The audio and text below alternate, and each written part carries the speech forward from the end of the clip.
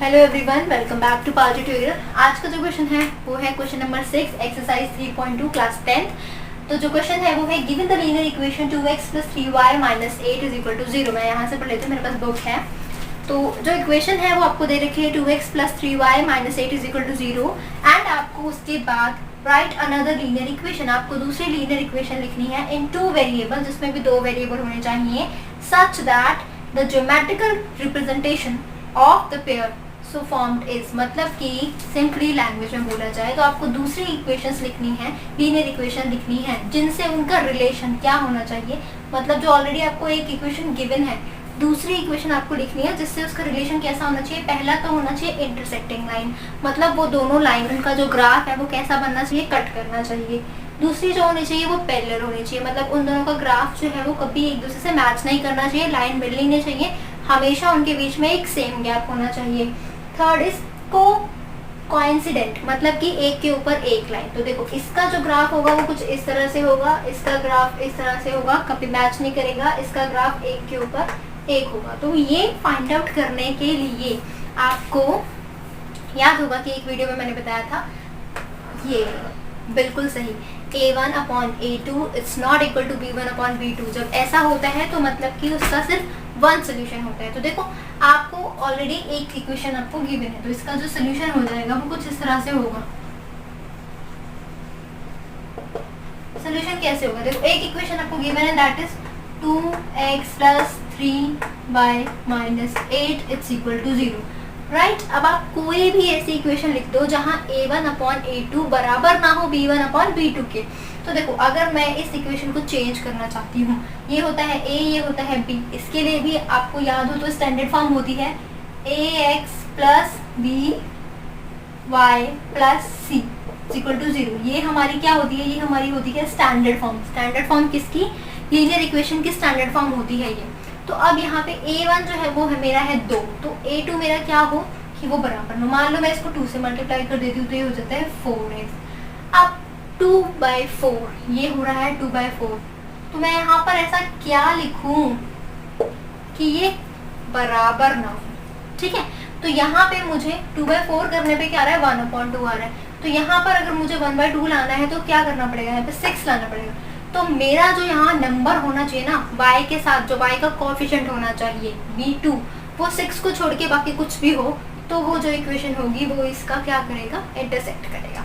तो इसके लिए मैं यहाँ पर क्या कर देती हूँ, 6 नहीं करती हूँ, 5 कर देती हूँ, -8 ही रखते हैं, चलो दैट्स इट।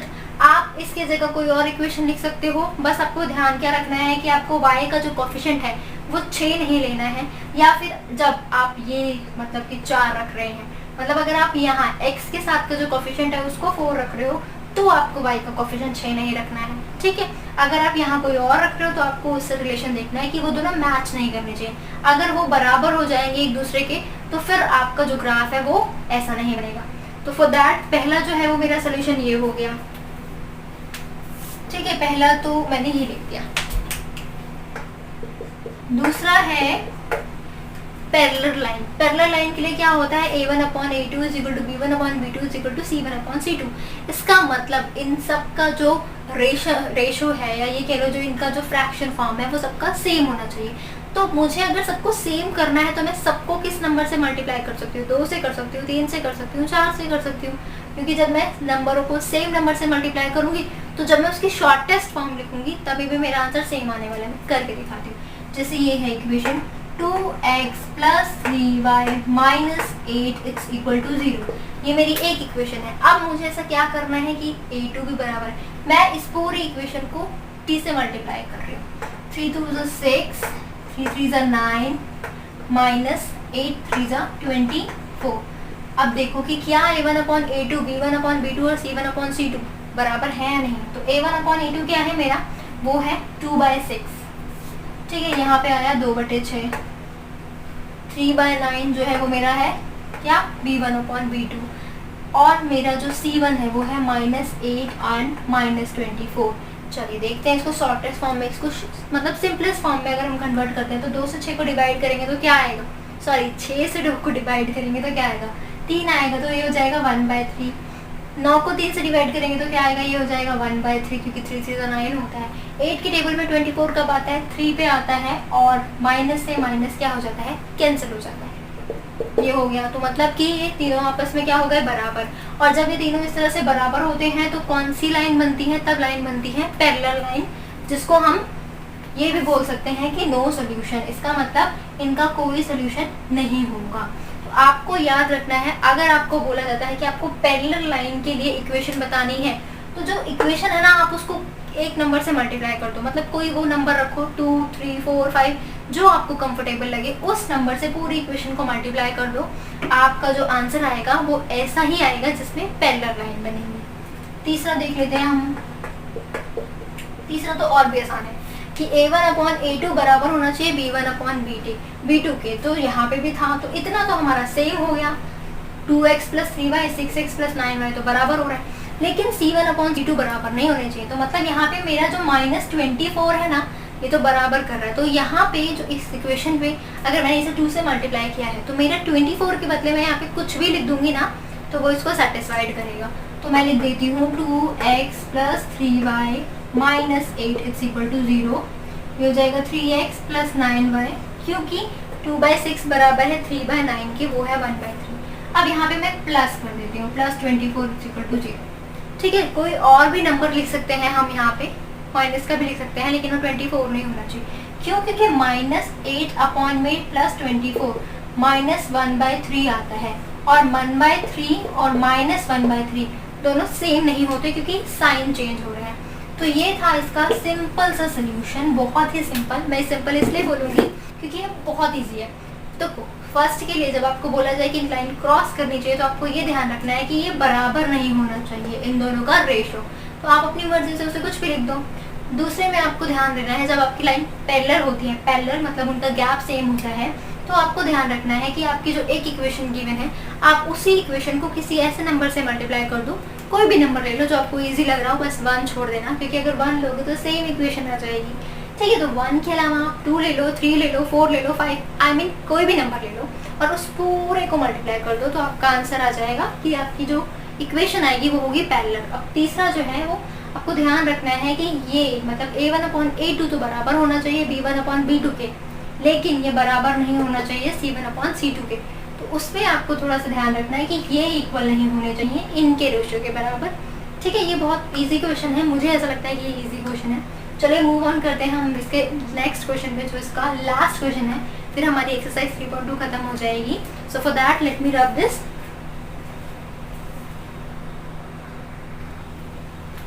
तो मूव करते हैं हमारे नेक्स्ट क्वेश्चन पे। हमारा जो नेक्स्ट क्वेश्चन है उसका ग्राफ मैंने ऑलरेडी बना दिया है। उसका रीज़न सिर्फ इतना ही है कि जब मैं स्केल से बनाऊंगी इसे तो थोड़ा इजी, मतलब एकदम एक्यूरेट वैल्यू शो करेगा, इसीलिए इसमें बहुत टाइम लगता है, क्योंकि इतना लंबा मेरे पास अभी फिलहाल स्केल नहीं है। तो मुझे कुछ चीज़ें ऐसे रखनी पड़ती हैं, ऑब्जेक्ट ऐसे रखने पड़ते हैं कि एकदम स्ट्रेट लाइन बने।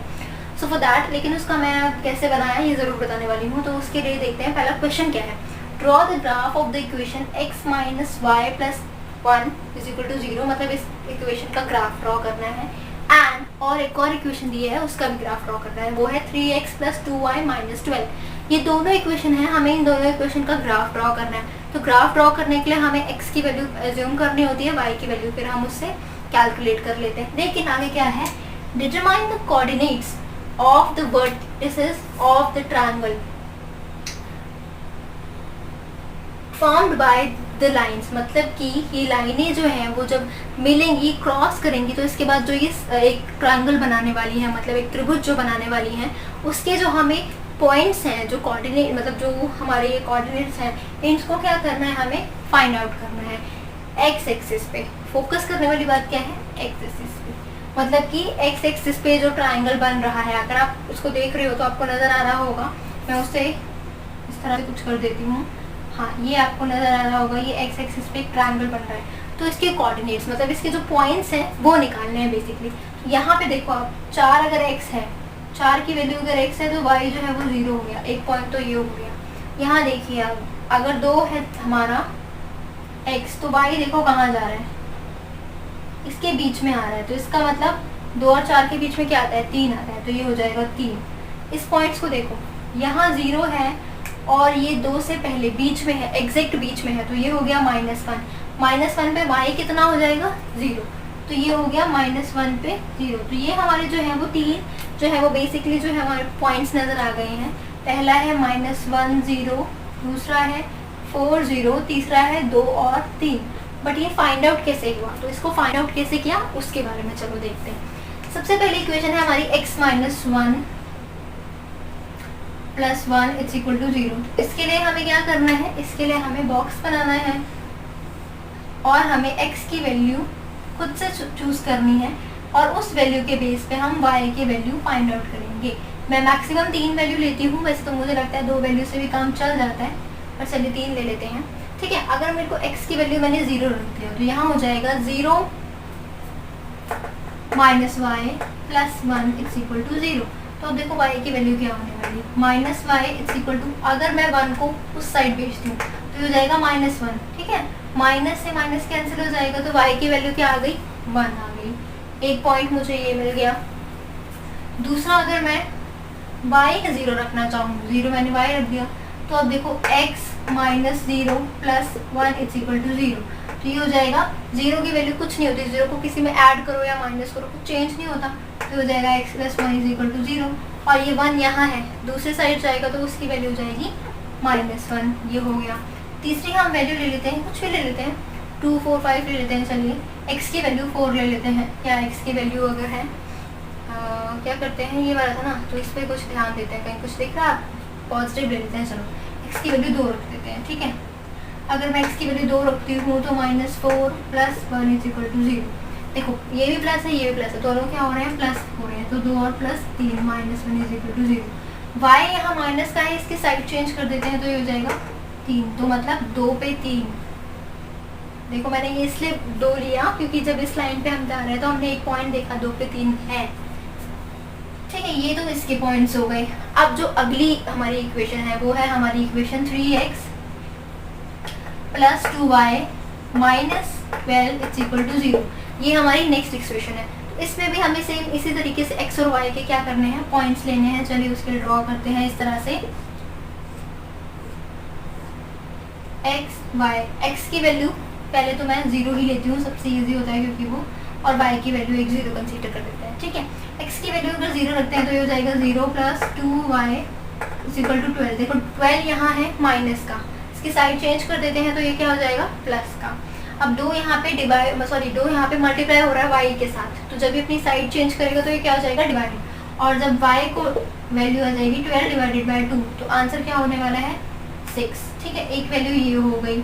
अगली वैल्यू जो है वो कुछ इस तरह से ही होने वाली है, जहाँ पे हम y की वैल्यू 0 रखने वाले हैं, 0 हो जाएगा, = कर देते हैं क्योंकि उसको हम भेज देते हैं। ठीक है, यहाँ बचता है हमारा प्लस में 3x। अब 3 के साथ देखो x क्या हो रहा है, मल्टीप्लाई हो रहा है।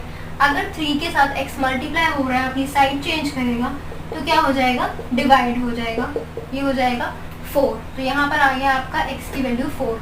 लास्ट हम कुछ और, ओहो मैंने तो क्वेश्चन ही मिटा दिया, 2y - 12 = 0।